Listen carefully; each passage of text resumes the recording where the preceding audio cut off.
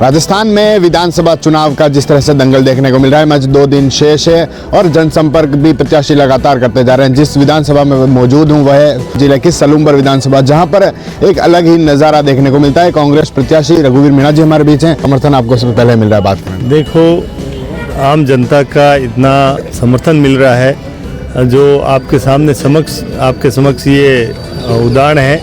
सेमाल गांव है जहां हम हैं और हम यहाँ के लक्ष्मी नारायण जी पंड्या पूर्व उप जिला प्रमुख इसी गांव के हैं और हमारे साथ ही हैं।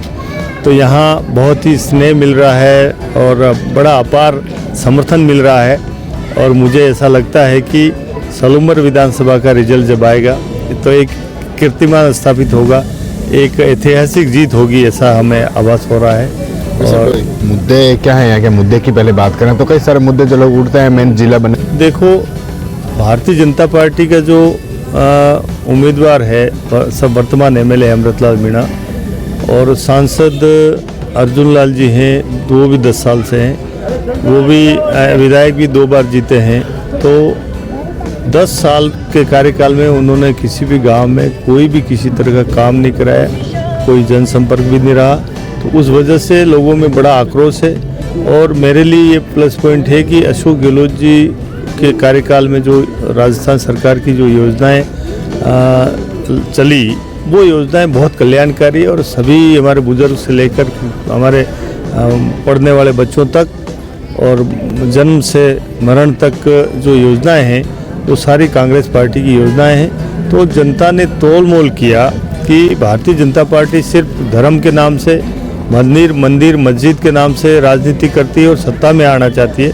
देश के प्रधानमंत्री भी नरेंद्र मोदी जी भी इस तरह से अपने भाषण में जिन शब्दों का उपयोग करते हैं वो आम जनता को पसंद नहीं आता है। तो इस पार्टी की नीति और नीयत दोनों भी जनता को ठीक नहीं लग रही है।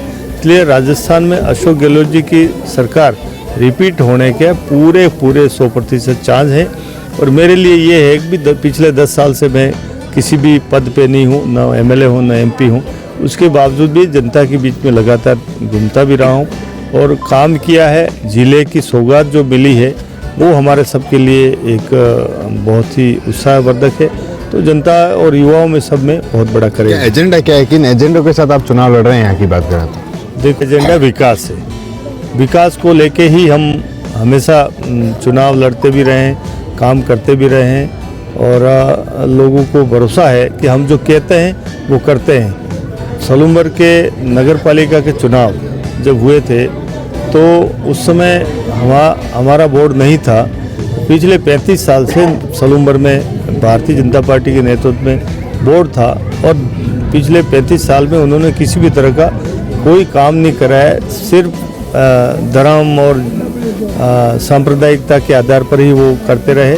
और अब जब हमारा बोर्ड बना, हमारी बात पर विश्वास किया, हमारा घोषणा पत्र का अमल लागू हुआ, तो निश्चित तौर पे एक अभी आधा कार्यकाल हुआ है नगर पालिका का, अब नगर परिषद हो गई जिला बनने के बाद। तो लोगों को भरोसा हो गया कि ये जो लोग कहते हैं वो पूरा समय पे पूरा काम करते हैं। और यहाँ भी यही स्थिति है कि हमने जो बड़ी बड़ी बातें की थी, रोड की, चाहे इरिगेशन से संबंधित बातें, चाहे शिक्षा के संबंधित, चिकित्सा से संबंधित, और हम जहाँ खड़े हैं यहाँ हमने यहाँ की जनता से वादा किया था पीएचसी खोलेंगे। तो मुख्यमंत्री जी ने आचार संहिता लगने के कुछ दिन पहले ही घोषणा करके यहाँ पीएचसी खोलने की घोषणा की। तो इससे लोगों को भरोसा हुआ कि ये जो कहते हैं वो करते हैं। यही हमारा विकास का हमारा मुद्दा है। 2 बार बीजेपी के विधायक जीते, तब कैसे?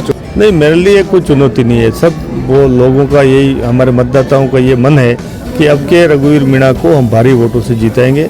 तो सत्य है, भारतीय जनता पार्टी का जो उम्मीदवार है तो तीसरे नंबर पर चला जाए तो कोई आश्चर्य भी नहीं। आदिवासी पार्टी भी आपके लिए चुनौती बन गई? देखो, भारतीय आदिवासी पार्टी जो बनी है ये बिना एजेंडे के, बिना लीडर के, बिना टारगेट के ही हमारे युवाओं को भ्रमित कर रहे हैं। तो वो भी कोई ज़्यादा चलने वाला नहीं, पानी में बुलबुले की तरह है, वो कभी आए हैं तो हवा की तरह चले जाएंगे। आपके लिए चुनौती नहीं रहने वाली? जनता जान गई है। 10 वर्ष से जो एमएलए रहे हैं वो एमएलए 12 दिन तक जेल में रह के आए हैं, फ्रॉडगिरी में, 420 में, और उनके बच्ची कोविड काल में राशन डीलर है, उसने 164 लोगों का 24 महीने तक अनाज बेच के कालाबाजारी की है। उसके लिए उसको सस्पेंड किया है, और सस्पेंड ही किया है बल्कि और उनके 30 लाख के आसपास की रिकवरी भी ड्यू है। तो इस सारी चीज़ों को जनता जान गई है, तो ऐसे व्यक्ति को वोट मिले ऐसा हमको लगता नहीं। श्री रघुवीर तो कह रहे हैं कि जीतेंगे और जीतेंगे।